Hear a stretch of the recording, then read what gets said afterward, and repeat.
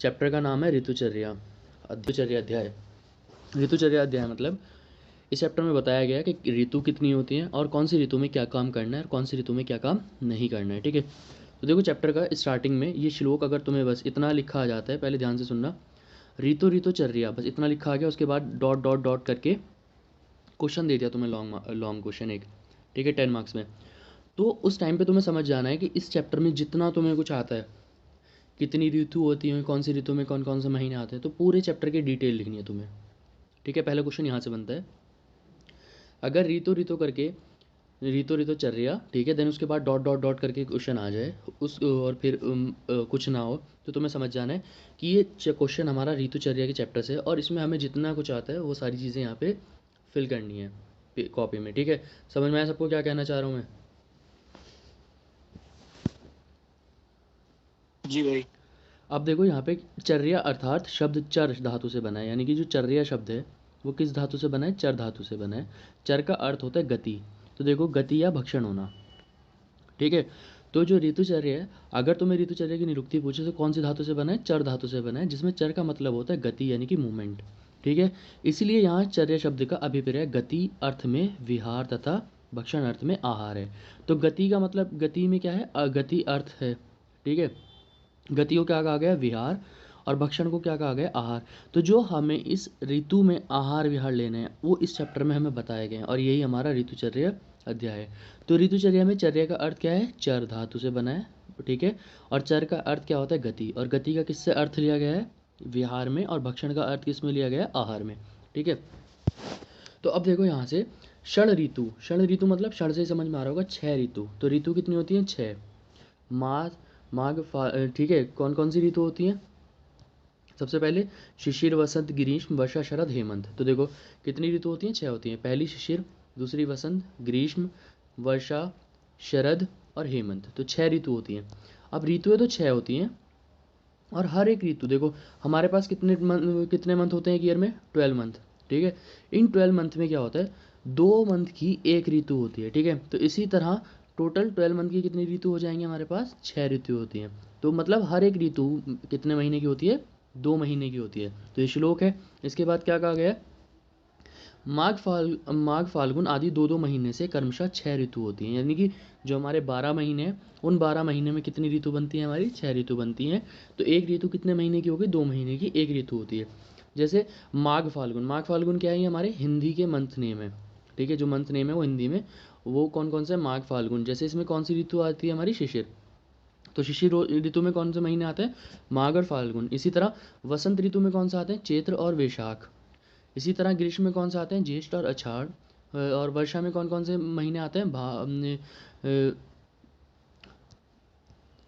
श्रावण और भाद्रपद। ठीक है, इसी तरह हमारे जो शरद ऋतु है, शरद ऋतु में कौन कौन से आते हैं? अश्विन और कार्तिक। और हमारी जो हेमंत ऋतु है, हेमंत ऋतु में कौन कौन से आते हैं? मार्गशीर्ष और पोष आते हैं। तो देखो इसी तरह कितने महीने हो गए आप देखो, माघ फाल्गुन 2 महीने, चैत्र वैशाख 4, ज्येष्ठ आषाढ़ 6, हमारा श्रावण भाद्रपद 8, ठीक है, अश्विन कार्तिक 10, और हमारा मार्गशीर्ष और पोष कितने हो गए? 12।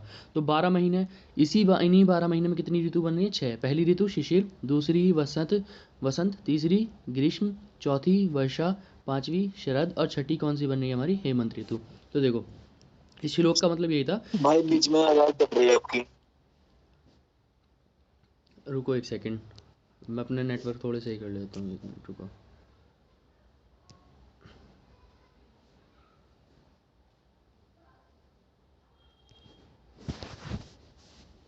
बस 1 सेकंड रुक जाना।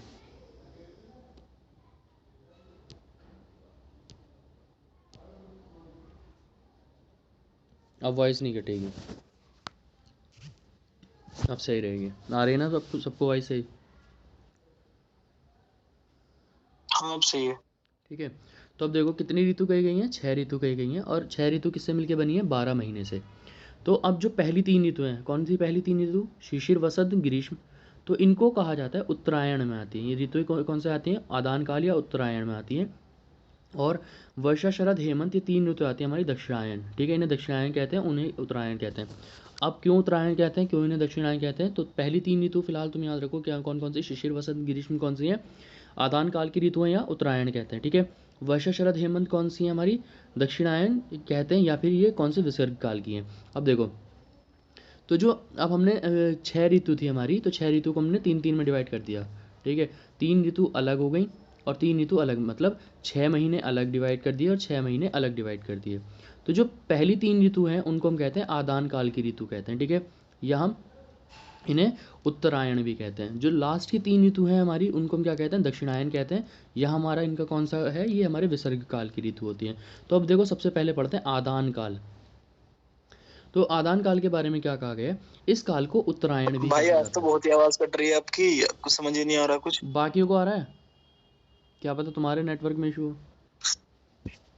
जी वो ठीक आ रही है, ठीक आ रही है, बहुत अच्छी आ रही है। अनस तुम्हारे नेटवर्क में दिक्कत है फिर, ठीक है। तो आदान काल में देखो, आदान काल को उत्तरायण भी कहा जाता है। क्यों कहा जाता है उत्तरायण, क्योंकि जो इस टाइम पे जो पहले 3 ऋतु होती हैं उस टाइम पे क्या होता है, जो हमारा सूर्य होता है यानी कि जो हमारा सन होता है वो हमारी अर्थ के बहुत ज़्यादा नज़दीक होता है। जब हमारी अर्थ के बहुत ज़्यादा नज़दीक है हमारा सन, तो उसकी वजह से क्या होती है, हमारे अर्थ पे गर्मी बढ़ती है यानी कि उष्णता रहती है। तो इसीलिए इस काल को क्या कहा जाता है, उत्तरायण भी कहा जाता है। अब देखो, जाहिर सी बात है, जब हमारी पृथ्वी जो यानी कि जो हमारी अर्थ है उसके बिल्कुल करीब है हमारा जो सन है, तो उसकी वजह से क्या होता है, वायु तीव्र रुक्ष होती है, ठीक है। वायु कैसी होती है, रुक्ष होती है। सूर्य की गर्मी से हवाएं भी उष्ण एवं रुक्ष हो जाती हैं, ठीक है। अब जाहिर सी बात है, जो हमारा सन है वो अर्थ के बहुत ज़्यादा नज़दीक होता है, ठीक है। तो इसकी वजह से क्या होती है, जो हमारी हवाएं होती हैं वो गर्म होती हैं और साथ साथ कैसी होती हैं, ड्राई होती हैं। इस आदान काल में कौन कौन सी ऋतु आती हैं, बताया ना, पहली 3 ऋतु आती हैं, शिशिर, वसंत और ग्रीष्म ऋतु आती हैं। अब जाहिर सी बात है, जो हमारा सन है अर्थ के ज़्यादा करीब है, तो उसकी वजह से क्या होगा, हमारी गर्मी होगी और गर्मी की वजह से क्या होगा, डिहाइड्रेशन होगा बॉडी में। और जब बॉडी में डिहाइड्रेशन होगा उसकी वजह से क्या रहेगा, जो तुम्हारी एनर्जी है वो थोड़ी कम रहेगी। तो इसीलिए बल जो है वो कैसा होता है, अल्प होता है। अब देखो, इस काल में सूर्य का बल अधिक होता है। जाहिर सी बात है, जो हमारा सन है वो अर्थ के नज़दीक है, वो हमारी अर्थ पे क्या करा रहा है, गर्मी करा रहा है। तो उसकी जो स्ट्रेंथ है, सन की जो टेंडेंसी है वो कैसी होती है, बहुत ज़्यादा उसका बल अधिक होता है। इस काल में चंद्रमा का बल क्षीण होता है, मतलब जो हमारा मून है उसका जो बल है वो कैसा होता है, क्षीण होता है। तो आदान काल, अगर वैसे आदान काल के बारे में आ जाए, तो आदान काल में तुम्हें देखो, अगर आदान काल 5 मार्क्स में आया है तो तुम्हें आदान काल को केवल डिस्क्राइब कर देना। लेकिन आदान काल तुम्हारा 10 मार्क्स में आया है तो आदान काल में क्या करना है, पहले तुम आदान काल के बारे में बताओगे कि इस काल को उत्तरायण भी कहा जाता है। इस काल में क्या होता है, जो सूर्य है वो पृथ्वी के नज़दीक होता है, वायु तीव्र रुक्ष होती है, सूर्य की गर्मी से हवाएं भी उष्ण और रुक्ष हो जाती हैं। आदान काल में कौन कौन सी ऋतु आती हैं, शिशिर, वसंत, ग्रीष्म आती हैं। अब तुम्हें अगर 10 मार्क्स में क्वेश्चन आया तो तुम्हें शिशिर ऋतु भी पूरी तरह डिस्क्राइब करनी है, वसंत भी डिस्क्राइब करनी है और ग्रीष्म भी ऋतु भी पूरी तरह डिस्क्राइब करनी है। ऐसा नहीं है कि केवल तुम, अगर वहाँ आदान काल पूछा गया और तुम आदान काल लिख के आ गए और तुम एक्सपेक्ट कर रहे हो कि 10 मार्क्स तुम्हें मिलेंगे, ठीक है। अगर आदान काल लिखा हुआ आया है तो तुम्हें तीनों ऋतु लिख के आनी है, शिशिर ऋतु, वसंत और ग्रीष्म, इनमें क्या करना चाहिए क्या नहीं करना चाहिए, पूरा डिटेलिंग नोट्स बना के आना है। तो बच्चों को कन्फ्यूजन होता है, जैसे पदार्थ में बच्चों की बहुत ज़्यादा बैक आती है। पदार्थ में क्या देता है, प्रत्यक्ष प्रमाण के बारे में बताओ, तो प्रत्यक्ष प्रमाण के बारे में बच्चे क्या करते हैं, उसकी डेफिनेशन लिखी, थोड़ा बहुत लिखा, छोड़ के आ गए, इतना ही था। तो उसमें तुम्हारा क्या है, वो पूरा चैप्टर के बारे में बात कर रहे हैं कि तुम्हें पूरा चैप्टर वहाँ पे मेंशन करना है, ठीक है ना। तो कोई भी मिस्टेक मत करना कि देख लेना कंटेंट 10 मार्क्स के अकॉर्डिंग हमने लिखा है या नहीं। थोड़ा ऐसा नहीं है कि थोड़ा लिख के छोड़ दिया और क्वेश्चन उसने हमसे इतना ही पूछा तो हमने लिख के छोड़ दिया, ये आंसर दे दिया हमने जवाब, ठीक है। अब इस काल में क्या होता है, जो बल है हमारा वो कैसा होता है, अल्प होता है। सूर्य का बल कैसा होता है, अधिक होता है। और इसी काल में जो चंद्रमा का बल होता है वो कैसा होता है, क्षीण होता है। अब देखो, ये था हमारा आदान काल की ऋतु। ये आदान काल के बाद है हमारी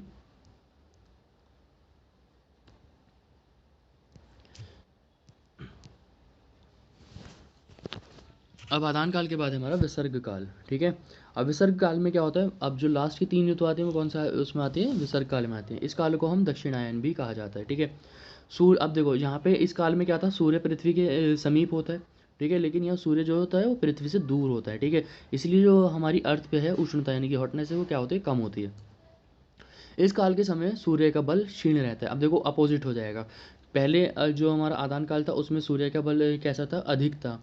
तो लेकिन यहाँ पे कैसा हो जाता है, सूर्य का बल क्षीण हो जाता है।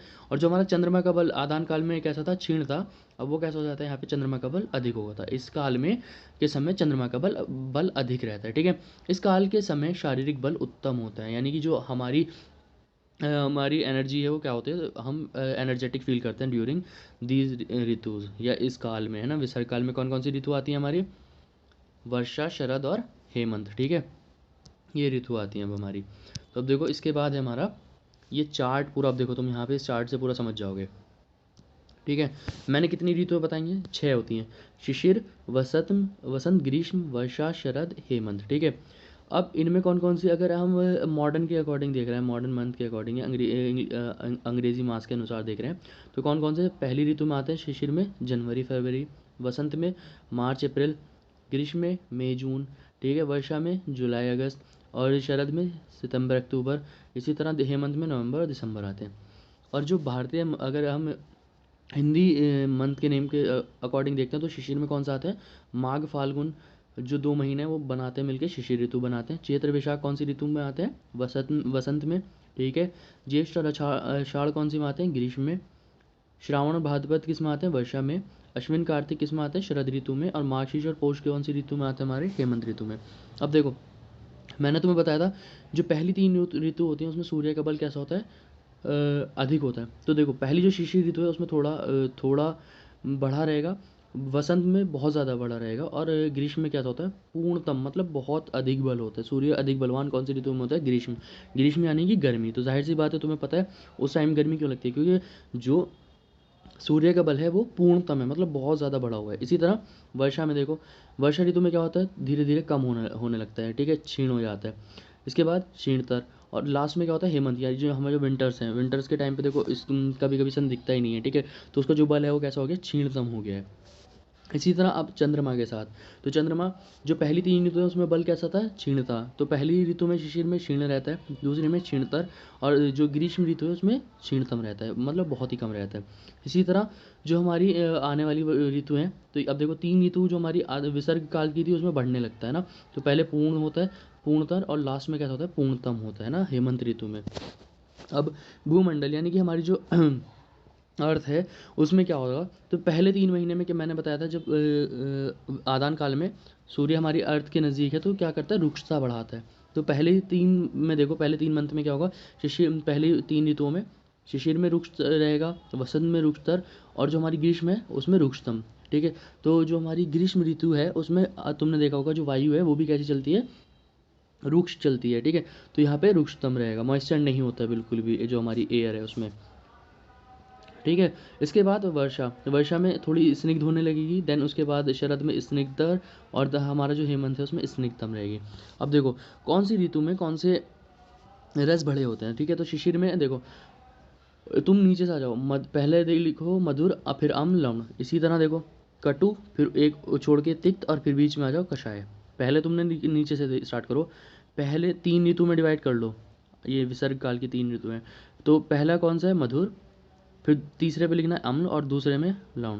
तो इसी तरह पहले कटु, फिर सबसे ऊपर पहुंचो तिक्त, और बीच में कौन सा, कषाय। तो इस तरह से तुम याद रख सकते हो, ठीक है। तो जो हमारी शिशिर ऋतु होती है उसमें कौन सा रस बड़ा होता है, तिक्त, ठीक है। वसंत में कषाय, और जो हमारा ग्रीष्म है उसमें कटुरस बड़ा होता है, ठीक है। इसी तरह अम्ल, लवण, और हमारा जो मधुर। अब हम बात करते हैं बल। तो देखो बल किसके बल कहा गया है हमारे,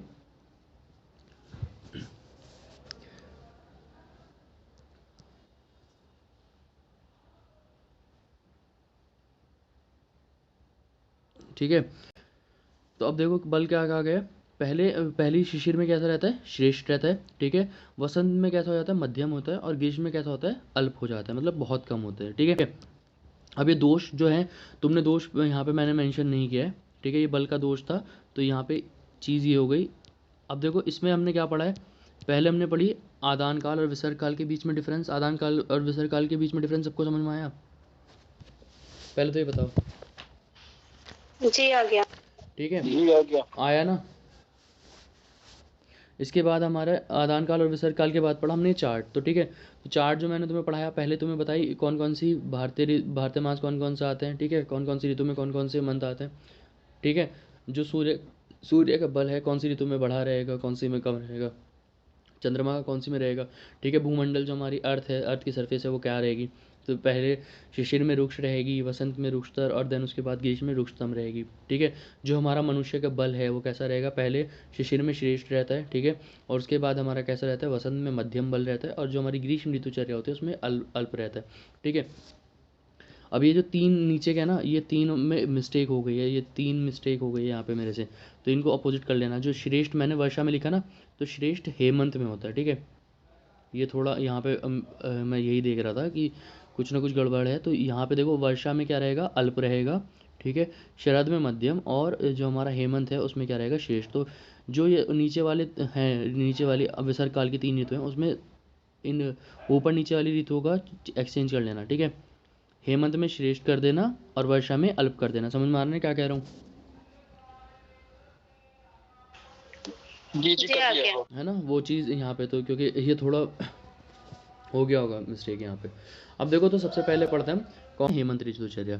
तो हेमंत ऋतुचर्या कौन से उसकी काल की है, आदान काल की, विसर्ग काल की? विसर्ग काल। विसर्ग काल की, विसर्ग काल। विसर्ग काल की सबसे लास्ट ऋतु है ना। तो हेमंत ऋतु में काल जो स्वभाव है वो पुरुष कैसा होता है, उसमें बलवान होता है। अभी बताया था, जो हमारा बल होता है वो कैसा होता है, श्रेष्ठ होता है। तो पहला पॉइंट हेमंत ऋतुचर्या में तुम क्या लिखोगे कि हेमंत ऋतुचर्या में जो मनुष्य का बल होता है वो कैसा होता है, श्रेष्ठ होता है। ठीक है, और शीत के कारण अवरुद्ध होने से शरीर की ऊष्मा यानी कि जाठर अग्नि प्रबल कर देती है। अब देखो इसमें क्या होती है, जो हमारी बल क्यों श्रेष्ठ होता है, क्योंकि इस वक्त क्या होता है, हमारी जाठर अग्नि कैसी होती है, हमारी श्रेष्ठ होती है। ठीक है, और जो हमारे हेमंत ऋतुचर्या है, तो हेमंत में कौन कौन से मधुर, अम्ल और लवण रस सेवन विशेष रूप से करना चाहिए। तो देखो, मैंने बताया था तुम्हें कौन सा बल, मैंने जब पढ़ाया था, रस पढ़ाया था, तो मैंने बताया था ना, स्वाद अम्ल लवण कटु तिक्त कषाय का षण्रस द्रव्य से चयतापूर बलवा। तो जो पहले रस आता है वो अधिक बलवान होता है। तो इसीलिए देखो, इस ऋतुचर्या में हमारी जाठराग्नि थोड़ी प्रबल है, मतलब जाठराग्नि हमारी ठीक ठाक है। तो इस ऋतुचर्या में हमें वो रस यूज़ करने चाहिए जो हमें एनर्जी देते हो। तो एनर्जी कौन सा देगा, सबसे पहले 3 रस ही देंगे। मधुर देखो सबसे श्रेष्ठ बल है। ठीक है, बताया था ना कि क्यों रखा गया है मधुर को पहले, क्योंकि हमने सीक्वेंस वाइज रखा है, जो जितना श्रेष्ठ है उसको उतना पहले रखा है। तो मधुर श्रेष्ठ है, अम्ल और लवण। तो इसीलिए हमें जो हेमंत ऋतुचर्या उसमें विशेष रूप से इन 3 रस का, मधुर रस, अम्ल और लवण रस का प्रयोग करना चाहिए। ठीक है, यहाँ पे समझ में आया। अब देखो, हेमंत ऋतुचर्या में क्या क्या नहीं करना चाहिए। अब मैं तुम्हें एक ऐसे ही बता रहा हूँ, ये नोट्स में नहीं लिखा हुआ है। ठीक है,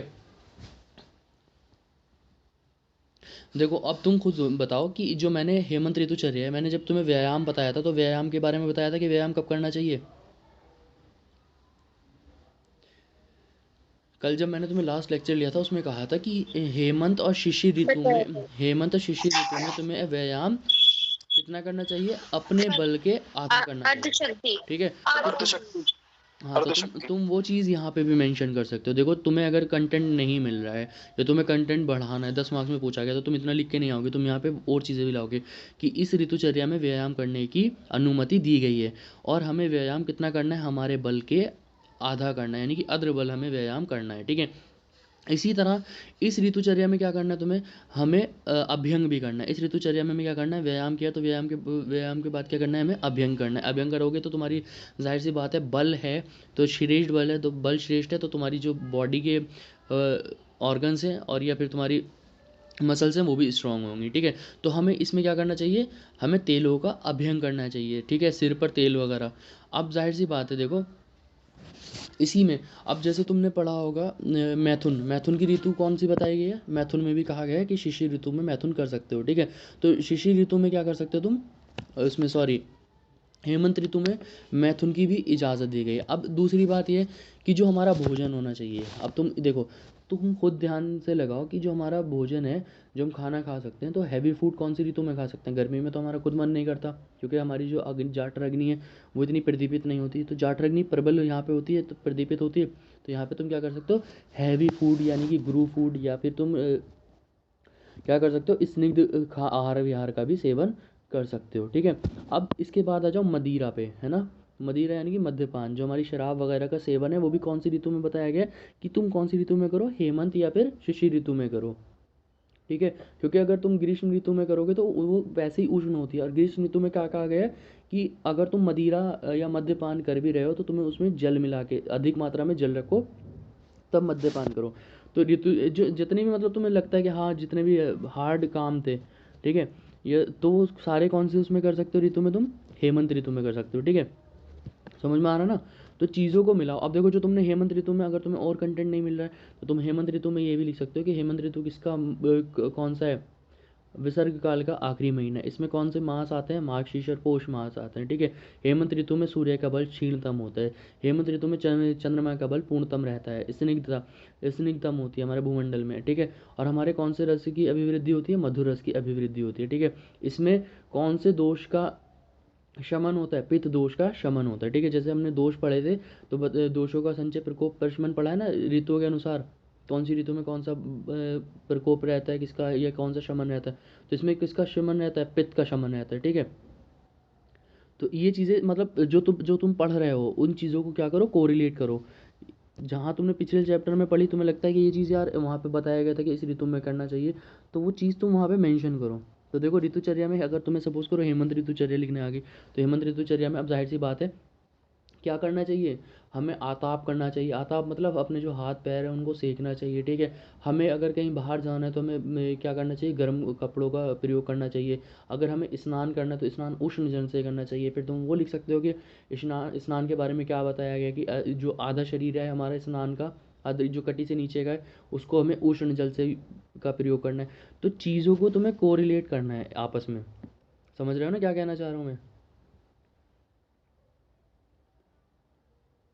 आ रही है ना समझ, जी है ना। जी आ रही है। जब तुम्हें लिखना है ना चीज़ों को, तो वहाँ पे तुम्हें पेपर में जो तुम्हें पढ़ा है तुमने, देखो ऐसा नहीं है कि तुम एक ऋतुचर्या लिखने को आ गए 2-3 लाइन में तुमने ऋतु खत्म कर दी वहाँ पे, इतना नहीं करना है, ठीक है। तो ये चीज़ यहाँ पे हमारी हेमंत ऋतु में हो गई। अब देखो हेमंत के बाद पढ़ते हैं हम अपनी, वापस आते हैं शिशिर ऋतुचर्या पे। तो अब देखो शिशिर ऋतुचर्या में क्या कहा गया, हेमंत ऋतु में कही गई विधियों का विशेष सेवन करना चाहिए। मतलब देखो हेमंत और शिशिर जो है हमारे दोनों कैसे हैं, जो हमारा हेमंत है वो अर्ली विंटर्स में आता है, जो शिशिर है वो हमारा लेट विंटर में आता है। तो दोनों मतलब विंटर ही हैं, तो एक दूसरे से क्या करना चाहिए, जो हेमंत ऋतु में कहा गया है वही हमें शिशिर ऋतु में करना चाहिए। लेकिन इस ऋतु में शीत यानी कि जो ठंड है वो शिशिर ऋतु में बहुत ज़्यादा अधिक होती है और ये आदान काल का प्रारंभ हो जाता है। तो यहाँ पे देखो ड्राइनेस बढ़ने लगती है, मैंने बताया था ना, जब हमारा शिशिर ऋतु है तो वहाँ पे जो हमारा भूमंडल का स्वभाव होता है कैसा होता है, रुक्ष होता है। फिर देन उसके बाद वसंत में रुक्षतर हो जाता है, ग्रीष्म में रुक्षतम हो जाता है, ठीक है। तो यहाँ पे मतलब जो हमारे भूमंडल है उसमें रुक्षता बढ़ने लगती है, इसीलिए रुक्षता बढ़ने लगी है तो इसीलिए क्या करना चाहिए, हमें स्निग्ध एवं गुरु आहार का सेवन करना चाहिए, ठीक है। इस ऋतु में मेघ वायु तथा वर्षा अधिक पड़ती है, ठीक है। इसमें क्या होता है, बादल होते हैं, जो हमारी लेट विंटर से जो हमारी रेन है वो काफ़ी ज़्यादा होती है, ठीक है। तथा आदान काल होने से रुक्षता उत्पन्न होती है। देखो आदान काल की पहली ऋतु है, भाईजान म्यूट क्यों कर दिया? म्यूट नहीं किया भाई, तुम्हारे इशू हो रही है, मेरे बाकी सबको आवाज़ आ रही है ना क्लियर।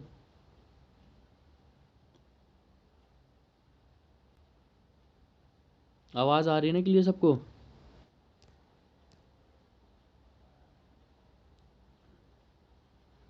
एक बार बता दो आवाज़ आ रही है कि नहीं सबको, आवाज़ आ रही है अब, आवाज़ आ रही है कि नहीं।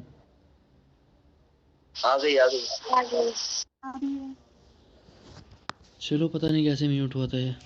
तो देखो ऋतुचर्या में हम शिशिर ऋतु की बात कर रहे थे, तो शिशिर में क्या होता है, आदान काल की पहली ऋतु है।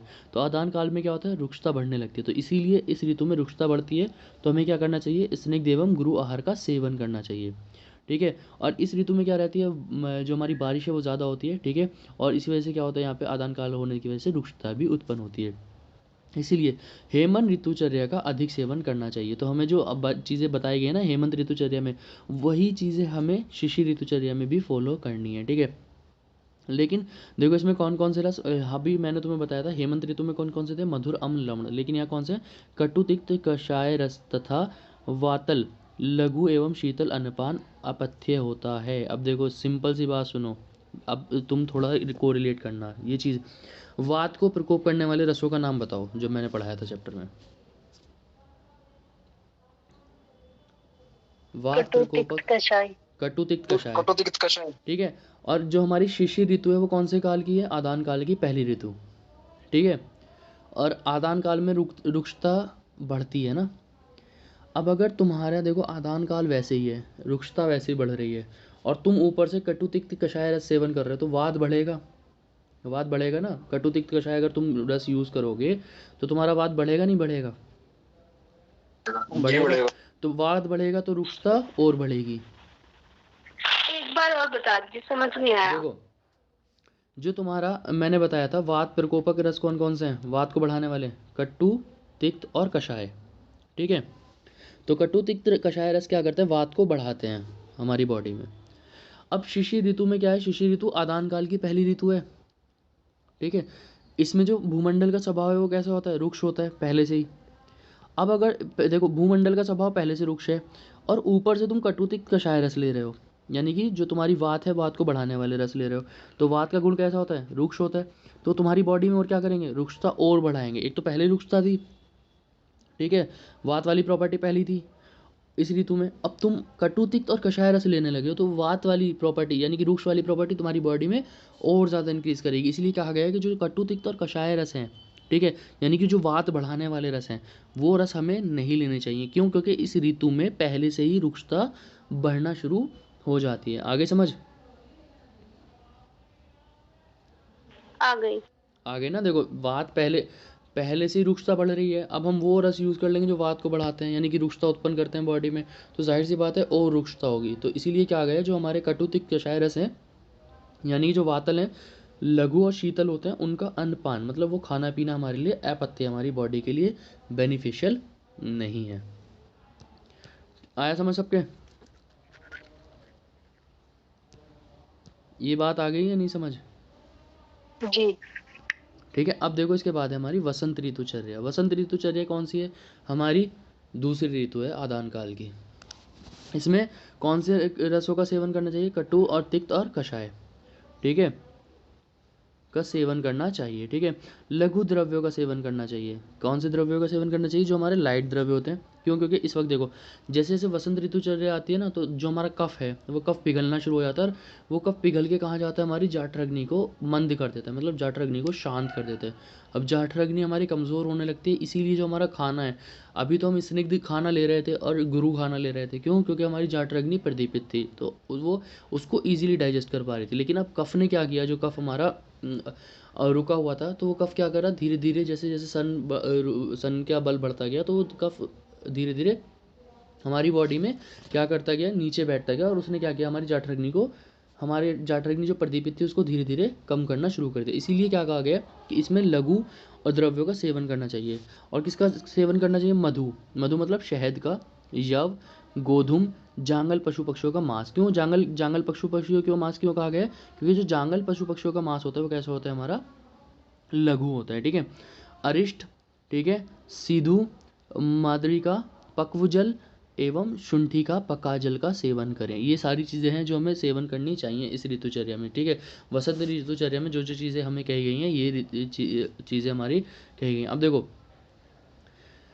अब ये बताओ कि इस ऋतुचर्या में, वसंत ऋतुचर्या में कोई एक चीज़ बताओ कि व्यायाम हमें करना है कि नहीं करना है?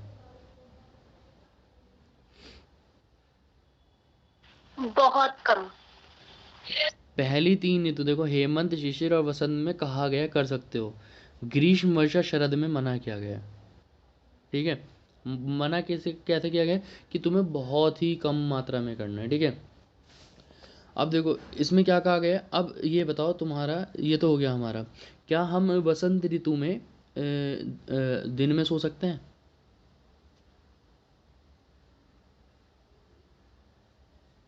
बताओ, वसंत ऋतु में क्या हम दिन में सो सकते हैं?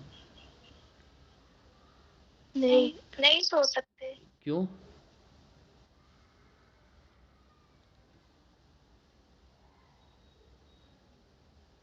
एक लॉजिकल रीज़न बताओ ना, क्यों नहीं सो सकते? कोई एक, चलो नहीं सो सकते, मैंने कहा नहीं सो सकते, लेकिन क्यों नहीं सो सकते? देखो इस ऋतुचर्या में भी मैंने कौन सा बताया? इस ऋतुचर्या में पहले ये बताओ कौन से दोष की वो होती है, प्रकोप होता है? कफ, ठीक है, कौन सा दोष होता है? कफ का प्रकोप होता है। अब कफ अगर प्रकोप यानी कि कफ बढ़ा हुआ है तो कफ क्या करता है तुम्हारी बॉडी में? आलस, है ना, गुरुता, यही तो कफ के कार्य होते हैं। तुम्हारी बॉडी में क्या करेगा? आलस लाएगा। अब तुम पहले से कफ बढ़ा है, अब तुम और सो रहे हो ऊपर से दिन में, ठीक है। अब तुम दिन में सोओगे तो वो और तुम्हारी बॉडी में क्या करेगा? आलस उत्पन्न करेगा, यानी कि जो कफ है उसको और ज़्यादा प्रकोप करेगा। इसीलिए मना किया गया है कि तुम्हें जो वसंत ऋतु है तुम्हें उसमें दिन में नहीं सोना। क्यों? क्योंकि वो क्या करेगा? तुम्हारी बॉडी में कफ को और ज़्यादा बढ़ाएगा, ठीक है। अब इसमें अब ये बताओ तुम, स्निग्ध जो हमारे आहार हैं उनका सेवन कर सकते हैं? स्निग्ध आहार का सेवन कर सकते हैं?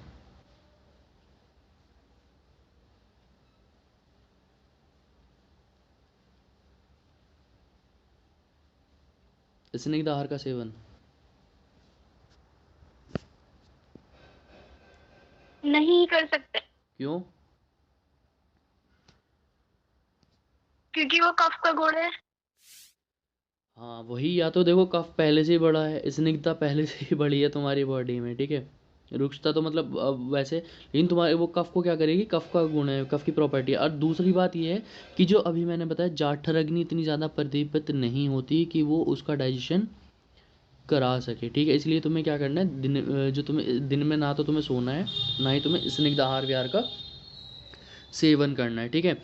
वसंत ऋतु में देखो, मैंने अभी बताया ना, वसंत ऋतु में श्लेष्मा सूर्य की किरणों से पिघलकर अग्नि को नष्ट कर देता है। तो ये जो हमारा कफ था, ठीक है, जो श्लेष्मा यानी कि कफ, वो वसंत ऋतु में सूर्य की किरणों से पिघल जाता है और हमारी जो अग्नि है उसको नष्ट कर देता है। इसी वजह से हमें जो जितने भी लघु आहार विहार हैं इनका सेवन करना चाहिए इस ऋतुचर्या में।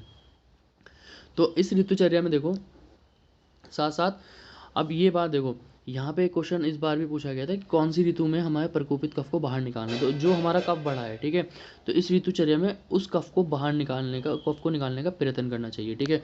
तो कफ को निकालने वाले कार्य कौन कौन से होते हैं वो भी बताऊँगा बाद में। लेकिन जो हमारा कफ है, प्रकोपित कफ है, उसको कौन सी ऋतुचर्या में हमें निकालना चाहिए?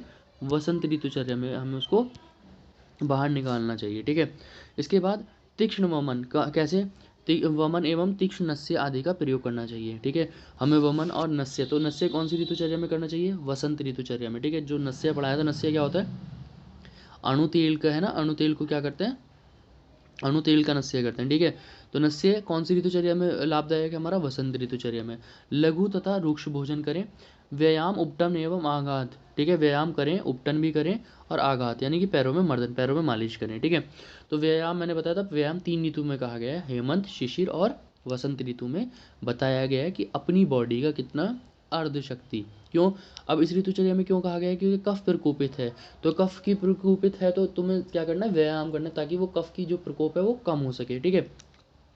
स्नान करके शरीर पर कपूर कुकुम का लेप लगाएं, ठीक है। किसका लेप लगाना है? कपूर और कुकुम का लेप लगाना है। भोजन में कौन क्या यूज़ करना है? यव, गेहूँ, मधु और जांगल प्राणियों का मांस का सेवन करना है। अभी बताया जांगल प्राणियों का मांस सेवन क्यों करना है? क्योंकि जो जांगल प्राणियों का मांस होता है वो कैसा होता है? हमारा लघु होता है। तो देखो, आज मैं 3 ऋतु पढ़ा रहा हूँ, ठीक है। 3 ऋतु आज पढ़ ली हमने, कौन कौन सी? हेमंत, शिशिर और वसंत ऋतु पढ़ ली है, ठीक है। 3 ऋतु पढ़ लेंगे कल, और हंसोदक पढ़ लेंगे इसके बाद ऋतु संधि, ठीक है। तो देखो, कल के लिए हमारे 2-3 टॉपिक कल के लिए रहेगा, 2-3 टॉपिक आज पढ़ लिए हमने। समझ में आया सबके? Yes boss. जी भाई। आ गया था ना?